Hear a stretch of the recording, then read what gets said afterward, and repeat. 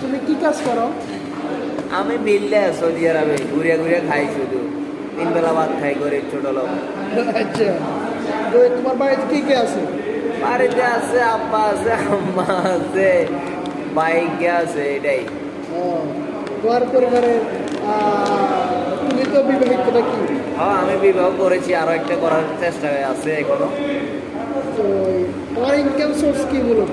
মূলত আমার income source এখানে আমি চাঁদাবাজি করি, বেটা এই এরিয়াটা আমার আয়ত্তে আছে।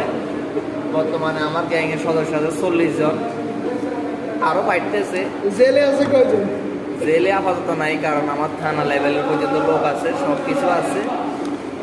এই আমার ইনকাম আছে, এখানে 400-500 দোকান আছে। প্রতিদিন 100 রিয়াল করে একটা দোকান থেকে বাইর নামে উড়ে যায় কই। এই ক্ষেত্রে চাঁদা নেওয়ার ক্ষেত্রে তোমাকে কি মানুষ মারধর করে কিনা, বা এ পর্যন্ত মায়ের খেয়েছো কিনা তুমি সেটা? না, মায়ের খাওয়া লাগে না। কেন? এই জায়গায় দীর্ঘদিন আমরা নির্যাতিত। আচ্ছা, তো তোমার সর্বপ্রথম মানে যখন এটা চাঁদা শুরু করেছিলে, তখন কিভাবে এটা মানে তোমাদের কি তখন ভয় করে নাই? না, এখানে আমাদের গ্যাংয়ের লোক আছিল 40 জন। পিস্তল 2 সাইডে 2টা বার করছি, আর সাথে সাথে টাকাগুলো হাতে হাতে দিয়ে দিচ্ছে।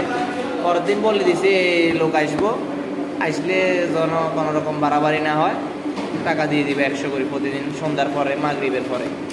আচ্ছা আচ্ছা, তাহলে এই মিলে তোমাদের মাসিক কত উঠে টোটাল?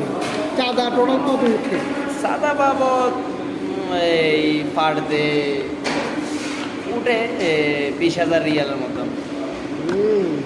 তাহলে তো খুব বড় একটা অ্যামাউন্ট তোমাদের হাতে। হ্যাঁ, এখানে আবার 10,000 রিয়াল থানা লেভেলে চলে যায় আমাদের, আর 10,000 থেকে 5,000 প্রতিদিন সাঙ্গভাঙ্গ নিয়ে যায়। 5,000 আমলায় থাকে ইনকাম সোর্স পার ডে, যা বাংলা টাকায় 1,50,000-এর কাছাকাছি। তো এক্ষেত্রে তোমার মানে সহচর 2-1 জনের নাম বলো, যারা খুব টপ লেভেলের সন্ত্রাসী। না, এদের নাম বলা তো যায় না।